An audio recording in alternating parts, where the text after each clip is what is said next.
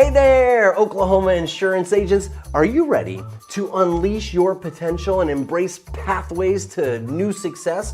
Well, if you are, mark your calendars because May 7th through the 8th, 2024 is going to be a game changer for all of us. Yes, that's right. We are all meeting at the Oklahoma City Convention Center for the Big IOK annual conference. Now, this is where the best in our industry come together to explore and to learn and to grow. And yes, I am going to be back too. I am going to be diving into the world of AI, and we are going to talk about digital doppelgangers. Yes, that's right. I am going to show you my digital doppelganger who helps me get all this stuff done. He's an AI-powered bot and he's amazing. I'm also hosting a breakout session where we are going to build our own digital doppelgangers in just 35 minutes. It is going to be so much fun. And this is your chance to harness the power of digital innovation like never before. But that's not it. We have an incredible lineup, including Kelly McDonald, Steve Anderson, and Dustin Wamsgans. Yeah, each is going to bring their unique insights to enrich your experience and your business. So, are you ready to transform your approach and skyrocket your success this year? Well, this is your moment. Join us for 2 exhilarating days packed with knowledge and networking and next level strategies. And don't just take my word for it. Register now and see for yourself how this conference can redefine your entire professional journey. Remember, it's May 7th through the 8th, 2024 in Oklahoma City. Let's make it a date to remember, and I'll see you there.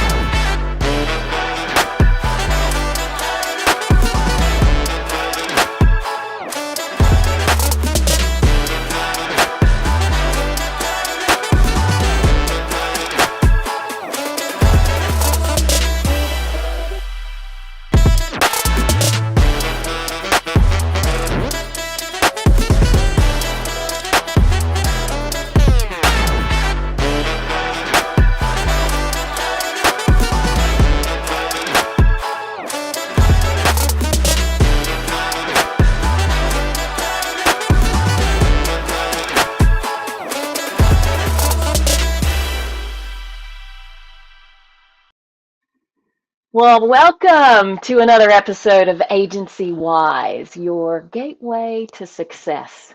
We're excited that you've joined us today, especially our Big I Oklahoma members and those of you who are out there with our sister state associations. Make a note in the chat today where you're watching us from. Of course, if it's the beach or somewhere gorgeous and warm and sunny, it's not quite consistently gorgeous, warm, and sunny here. And of course, we come from the state of where the wind comes sweeping down the plains. So it could still be a little iffy here for a while. Oh, wow, look how cool. There's some Big I Nebraska folks, some from Nevada. Wow, so many different places as I just see them roll in. There's Ryan and Debbie, Angie, Leanne, our old faithfuls. It's great to see you with us again this month.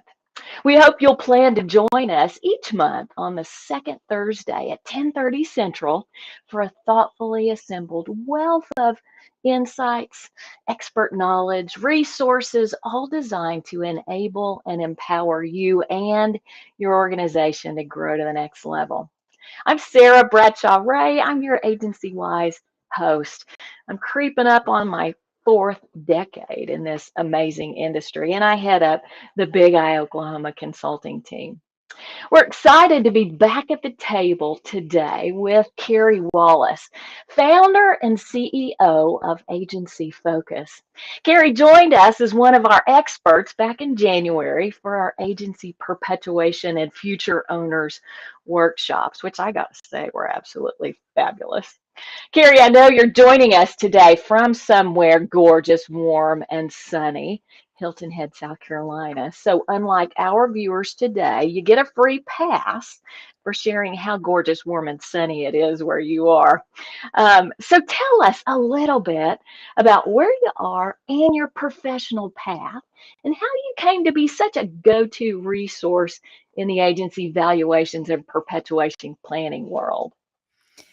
Sarah, thank you so much for having me. And as you did that intro, I thought, well, I'm just going to keep quiet about where I'm standing and what the view looks like outside my window. I'm gonna keep that to myself. So, um, yes, I've been in the industry for only about 16 years. Actually, my background's in finance. I joined the industry almost as my second career. Some might even say my third career if you count parenthood as one of those careers, but Right. I've been working with hundreds of independent insurance agencies throughout that tenure to help them make strong financial decisions, whether that is understanding the value of their agency, creating a perpetuation plan for their agency, or maybe just investing in the growth inside their agency. How can they do that? And how can they do that with all the information they need? And because I get to work with so many agencies, I can act as a sounding board and really help agencies weigh those decisions from a financial perspective. Yeah, absolutely. Well, I love how you use the word sounding board because so many times agency owners just don't know where to start, right? So I can imagine many of those hundreds of conversations really begin with the question, well, why is it so crucial for insurance agencies to know their value? So would you speak Yeah, to that? of course. And, I think there was also this idea that I only need to know my value if I'm going to sell or if I'm going to acquire, if I'm going to do something with that. And in reality, it's probably one of the best investments you could make because your agency may be your biggest asset. And if not, it's probably in the top 5 biggest assets inside your life. So, knowing the value of your agency and knowing what drives the value of your agency positions you to know, where should I think differently? How should I consider something different for my agency? Should I invest in a different way? And how could I increase that value of my agency? If you wait until you want to do something, you won't be able to take the action to make those changes or do those things. The second is, time is knowledge and time is on your side. The faster you know the value of your agency and what's driving it, the better off you'll be at making those decisions. So I think anyone who has a business, independent agency aside, any business should know the value of that agency and have a plan for that agency or that business if there's recurring income, if there's staff, and if it's a complicated process to run your agency. Those are the key things to know. Should I have a plan and should I know the value? Because if that exists, having that knowledge positions you in a very, very different way than someone who doesn't know that information. Mhm. Sure, absolutely. Well, I heard you say in January that the valuation calculation includes nearly 30 some odd data points. And in the interest of time, we can't go into all of those, but can you hit the high points or the key elements of an agency's financial and operational position? They're really the key drivers to value. Sure, absolutely. First and foremost, an agency needs to be growing, they need to be profitable, and the agency needs to be transferable. So, what I mean by that is, can the agency continue to perform the way that it is if one of the key factors inside that agency changes? If the ownership changes, if a key employee changes, if a key carrier changes, like what are those things? So the driving factors or risk factors inside an agency are focused around concentration. Do you have so much invested in one area, one carrier, one producer, one owner, one line of business? So concentration, performance, are you growing? Are you doing it profitably? What's your loss ratio? Like those kinds of metrics that are performance based. And then what's the culture? Is your sales and service separated? Do you have contracts in place? What kind of technology are you utilizing? Are you a paper-driven agency or are you completely electronic? Those are all about transferability, because if you don't have some of those cultural things in place, making that transition will actually cause the buyer to be worried about the ongoing performance of that agency. So they really fall in those three categories. But the biggest drivers are, is it growing and is it profitable? Yeah. Yeah. A lot of people don't even consider that if it is not a cash flowing business, its value is next to nothing, right? Well, I mean, if it doesn't cash flow, that means that there's no way to actually service that loan. So it has to be able to be a profitable business for someone to want to purchase it. Absolutely. Yeah. Yeah, which may be something somebody today that's with us needs to hear in terms of, wow, I need to get, my stuff together before too long, or I may not have an asset to transfer or sell. Absolutely. Wow. Well, I love it when I get a call from an agency owner who knows that their agency isn't necessarily, firing on all 5 or 6 or however many cylinders you're supposed to have, but they ask for help finding where they can be running their organization in a more productive and efficient and more effective way. So talk a little bit about best practices and how that can affect value. Maybe even give some examples of what agency owners can do right now that can have a positive impact on the future value of their agency. Yeah, so we are super fortunate that we're in an industry where we have benchmarks, where we can look to those for guidance on how we're doing and how we might want to do things differently. So best practices is actually part of the valuation process. We compare the agency's current performance, current allocation of resources to best practices to determine, where are you investing inside your agency, and are you investing in the right areas, or maybe are you over investing in some areas? So the one that comes to mind is the place where we invest the most of our resources, which is our people. If you do not have a compensation structure that makes sense and that is transferable, then you could impact your profitability and possibly impact the performance of your agency when you transition. And what I mean by that is, if you've adopted a compensation plan for your staff, which, by the way, is your most valuable asset inside your agency. It's your largest expense, but by far your most valuable asset inside your agency. If that comp structure isn't correct, or it isn't commensurate with what the industry expects it to be, a buyer would want to right size that. And the moment they want to right size it, it means that your retention inside that agency could fall. Yeah. So the people hold the relationships. There's no way around that. I can talk about numbers and statistics and all kinds of things, but the reality is we are in a relationship driven business. So making sure that people that provide continuity stay with that agency is really important. So no question about it, staffing, compensation structure, capacity inside your agency, those best practices benchmarks are incredibly important.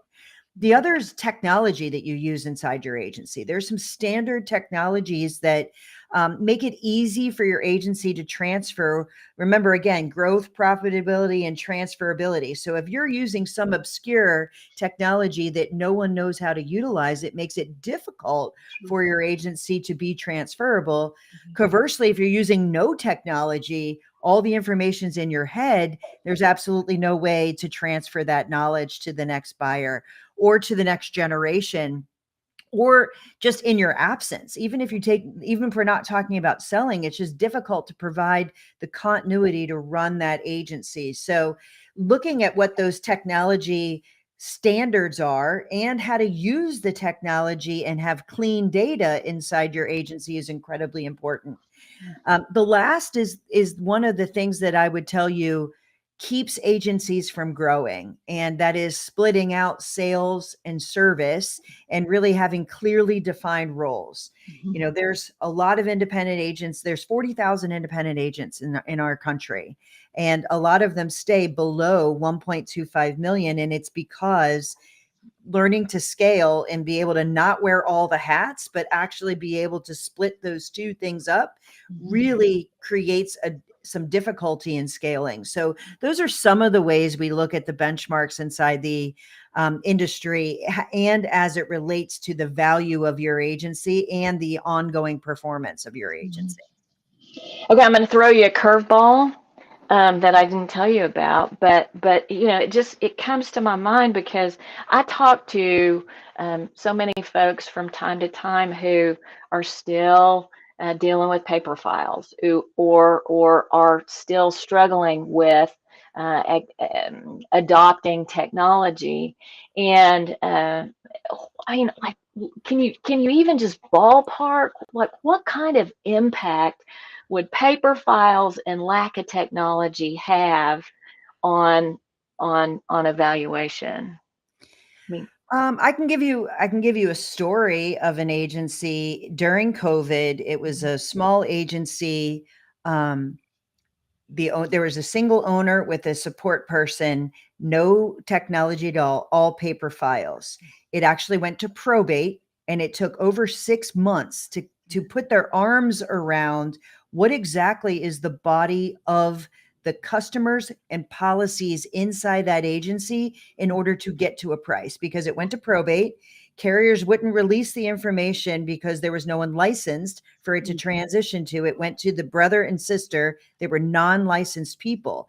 So I'm giving you, that's an extreme example. It also happened in the middle of COVID, so everything was stalled. yeah, My point is, paper files create uncertainty. There's lack of access to get to what is it today. It's really determined based on your carrier reports at that point.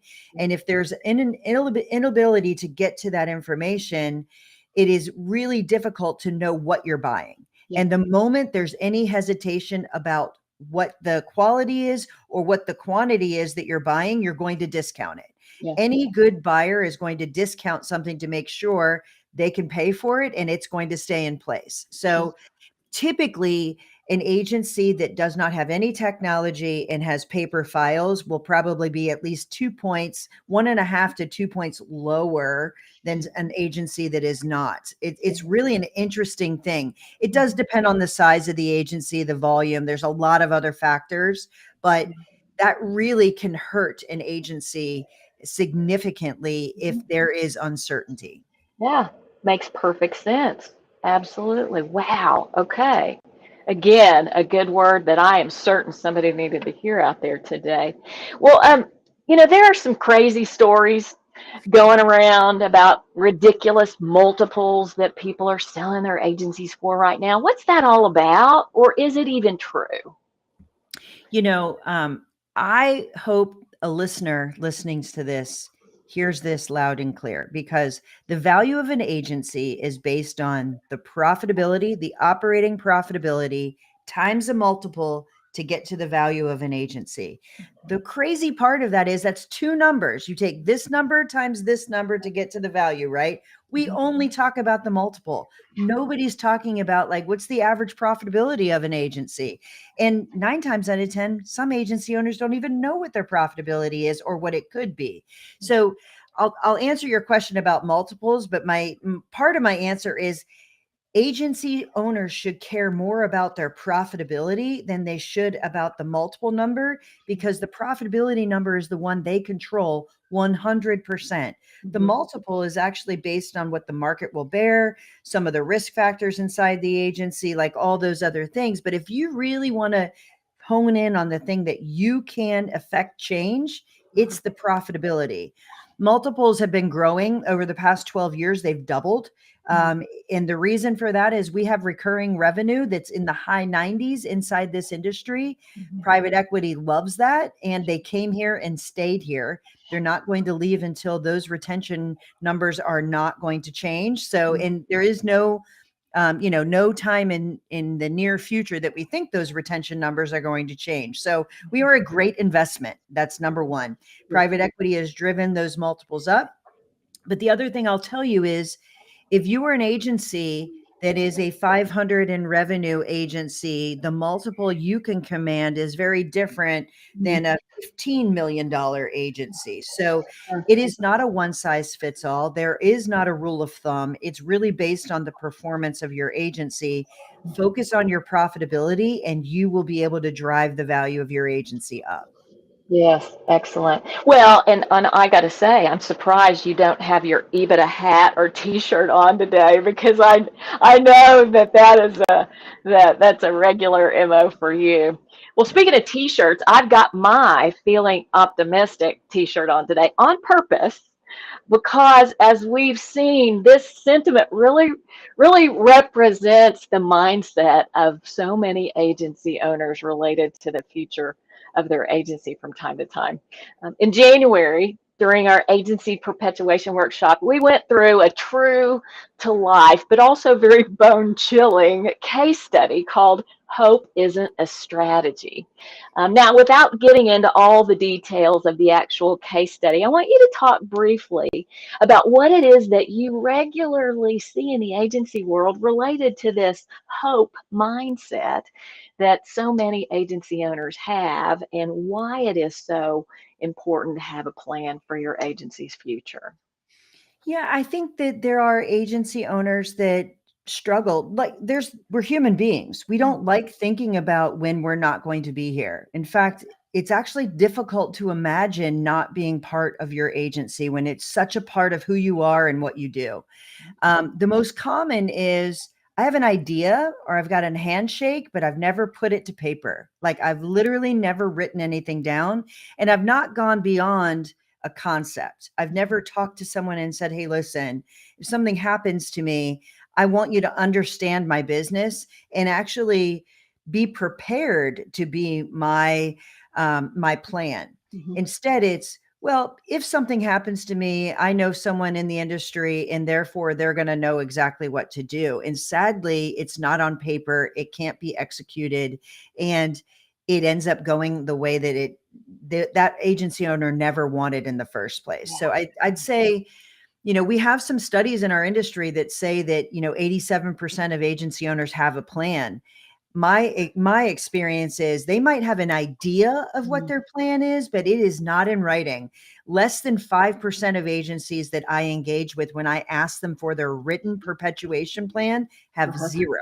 So it's not in their operating agreement. It's not in a buy-sell agreement. It is in their head. It's an idea. Ideas are not plans. Yeah, boy, isn't that the truth? Golly. Well, you'll remember probably that I'm third generation agency owner in my family. And I grew up in the agency, including taking naps as a kiddo, cleaning toilets, and typing fire policies in high school. And like so many agency brats, I never imagined that I would join the agency. But after college, I went and did my, big girl job in the big city. Came back to the agency, and about 5 years into the thing, my folks realized that they needed to formalize the desire for me to perpetuate the agency. And it took about 10 years for our plan to play out. And honestly, it was very successful. But the more I talked to other agency owners and siblings in the business, I realized how this is really very unique. So why don't more people have a plan for the future of their agency? I think the simple answer is fear. I think it's fear of the unknown. I think it's fear of thinking about what that might look like. I think sometimes agency owners think if I talk about not being here, maybe I actually talk it true. So, and there's another part to this, is running a small business is difficult. If you're working in your business and not on your business, you can have years go by before you pick your head up and say, hang on a minute, I don't have a plan here. So I think sometimes it is you're really mired in the business, in taking care of your customers, in taking care of your staff, and you forget to think about, wait, I've got to actually plan for the business and the continuity of our business. But that fear thing is really it's really interesting. The other part is they don't have all the answers. They might actually think, okay, my son or daughter is in the agency and I would like them to be the future. Mhm. And then maybe they aren't wired to be an agency owner, and you've got to wrestle with, okay, wait a minute, what I thought I wanted, or maybe they decide and leave because they go to a different industry, and now everything you were thinking now isn't coming true. So sometimes you get so stalled because you don't have every answer, and you don't talk to someone to say, listen, here are the things that I do know. Help me fill in the gaps of what I don't know so I can put together a plan. Instead, it's kind of overwhelming because you don't have all the answers. So I think there's lots of reasons. And one of the others is they think they've got time. Like, Yeah. none of us think that Mm. something's going to happen to us tomorrow. Sure. I'm a perfect example. There's all kinds of surprise health things that happen to all kinds of people. And, when I was 48, I had that happen to me. No one ever in a million years thinks about it's going to happen to us. That always happens to other people. So people think they have time, and they take that comfort in feeling like they have time to allow it to slip by them. And I think it's a shame. Yeah. Well, okay, so I mentioned my folks. We talked about, just kind of not wanting to think about your mortality, but what about a 40 or 50 something agency owner? Do they need a plan, or is it just, my gray-headed parents? Yeah. So any agency that has employees, that has recurring income, and have complicated processes that I literally just described, an independent insurance agency, those are the businesses that need a perpetuation plan, because you have something to protect. You've got people, and those people have relationships, and those relationships go with your customers, with your carriers. So you have to have a plan, because without it, it is the single biggest risk inside an agency to have a single owner at or near retirement with no plan. And the second biggest risk is a single owner without a plan. Like, regardless of your age, something can happen to you. Maybe the likelihood gets greater as you get older, but without that, people get uncertain. And the number one people that will get uncertain is your staff. And the moment your staff start leaving, then it's going to trickle to your customers start leaving. And if your customers start leaving, your carriers will start to be upset, and therefore you will not have the markets. So it is so critically important. If you have recurring income and staff, please, please, please put a plan in place for your agency. Yeah. Well, and I can think that those carriers, tell me, are carriers interested in the fact that you have a plan? I mean, do you Sure. see Think that? about that. Yeah, of course. I mean, carriers want to know that we're investing in agencies that are going to be there and going to be there through the test of time. Yeah. Your carriers care whether or not you have a perpetuation plan. Your network partners care if you have a perpetuation plan. Your staff cares if you have it. We didn't talk about this, but one of the biggest reasons to have a perpetuation plan is for your family. The Mm, last thing you want to do is put your loved ones in a position to have to step in and figure something out that they don't have a roadmap. yeah. And, there were 8 calls last year that I received where someone passed away suddenly without a plan. And Uh, sadly, those agencies sell very quickly and at a discount, mm, because it is an urgent situation in order to make sure that we can minimize that uncertainty. yeah. And sadly, it happens at a time when that family wants to do anything but worry about that agency. Sure. They want to worry about each other. They want to mourn the loss of someone they love dearly. And it adds a lot of stress and undue angst, Yeah. especially if the loved ones weren't inside the agency and they don't even understand the business. I mean, Yeah. it's sad. Yeah. Yeah. Oh, I remember in January when I think it was when we were going through the case study, and somebody in the audience said, "Well, my agency is dealt with in my trust or in my in end of life plans, and it'll go 50-50 to my children. One happens to be in the agency and the other one isn't, but it'll be fine." Do you remember how everyone just gasped? So We did. speak to that. Speak to that. Yeah, so there's a lot around that question, especially if you have a child in the agency that's helping build this asset versus one that is not. And how do you plan for the future of your children equitably and think about that? And at some point, the child that's inside the agency is building their future as well. So if you wait until you pass away, it's as if they didn't do anything to build that asset building up to that.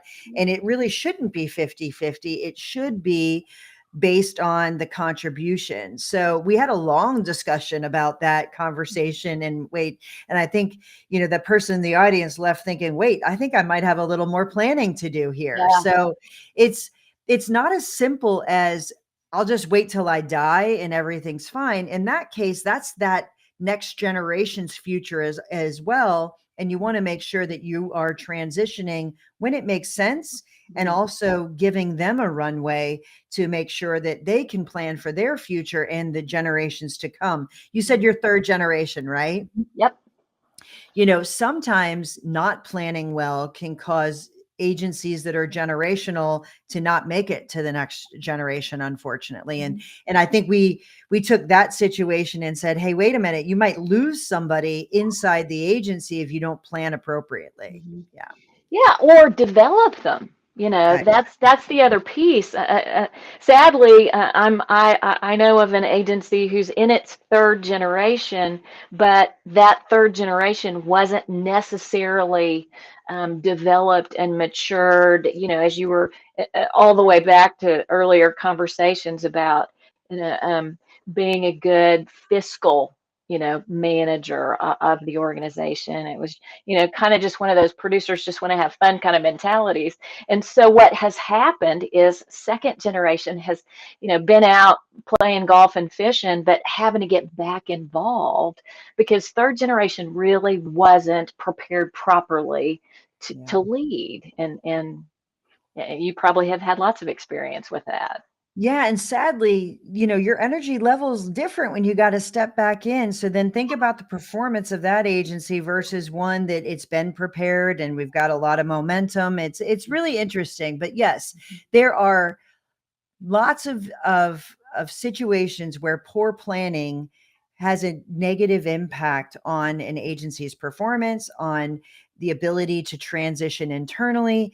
We didn't talk about it, but over 70% of the agents that I engage with have a desire to transition internally, which I love for our industry. I absolutely love hearing from someone.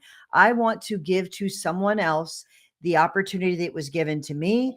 And so while there's these crazy multiples that are out there, I'm okay with enough. Yeah. And I'm okay with creating an opportunity or a pathway to ownership for someone else, which, speaks volumes of some of the people inside our industry. Yeah. But if you don't plan appropriately, that isn't enough. And it actually limits the options that you have when it becomes an imminent decision that you have to make. So taking those steps early and putting the right things in place, developing the next leader, figuring out how to staff so they can step into leadership, transitioning those relationships are so crazy important. And they have nothing to do with numbers on a page. They have everything to do with, interpersonal and cultural things that you need to work on inside your agency. Yeah, intentionality. Well, that's a great segue into this last part that I want to talk about, strategies for success. You've already begun to speak to it, but truly for the folks who are with us today, considering or recognizing the very important need for perpetuation planning, where's the best place to start? Maybe share some strategies or where somebody who doesn't have a plan at all at least can begin to get their head around this. Yeah. If you don't have a perpetuation plan in place, I would sit down and think about, what do I know? What are my options? What are the possibilities? What is the art of the possible? And start taking bite-sized chunks at it and say, okay, if I'm going to do it internally, do I have any people that would make sense? Are they capable? Are they financially sound? Are they interested? Like, ask those questions. And if that is not a case, do I know anybody else inside the industry that I would trust in order to help my family transition the ownership of my agency? Have conversations with those people and talk about, could we have a reciprocal arrangement where I can help you with your agency, you can help me with our agency. This industry is filled with people who want to help each other. So I would really say, start and take bite-sized steps towards answering those questions, and engage with people. Engage with a lawyer, engage with someone who understands valuation, engage with a bank. If you have an internal person, have them go find out, will they even be approved to do something with you? There's ways that you can start taking the question marks out of perpetuation planning, but think about it in bite-sized chunks. Don't think about it as this crazy overwhelming. And also, what would you do if it's an immediate, unexpected change? And what would you do if it's systematic over time? And make sure that you write everything you know down officially and give someone a roadmap, as well as compile all the information someone would need to step in and plan for the agency. Make sure they're not searching for 6 months to find your accounts or to your bank accounts or your logins. Like, give someone a roadmap so if they have to step in and do something for you, it's one place to go, not 300 places to go. Sure. Okay, when you say officially, define that term. So, perpetuation plans typically live inside your corporate documents, either your operating agreement, a buy-sell agreement. Like, it can't just be, I sent an email to my mother and said, I want to buy the agency. Like, that may not hold up. But if there is something in place, or you want to give someone first right of refusal to buy the agency, put it in a document that is signed and agreed upon. The last thing I'll tell you, Sarah, is don't think of the plan as one time and done. A plan should be something that you look at and read every single year as part of planning for your agency, because people change, situations change. The agency you're building is changing and growing in its value. I mean, all the time. So you should think about it not as this overwhelming thing I'm going to do once, but it's the thing that I'm going to shape, and then I'm going to revisit every single year to make sure that any of those assumptions I made haven't changed significantly enough that we have to change the plan completely. So, and if you think about it that way, it might become a little less overwhelming to build or start taking stabs at really shaping this perpetuation plan. Sure. Makes perfect sense. I love the piece about having that as an ongoing part of your annual review and planning process for the agency as a whole. Makes absolutely perfect sense. That's awesome. Well, gosh, it's been great to be with you today. Again, who knew we were going to get to be together so quickly? It's just been fabulous having you with us today and shedding some light on the very sometimes dark and hazy and confusing topic of agency valuation and perpetuation. So thank you for being with us today.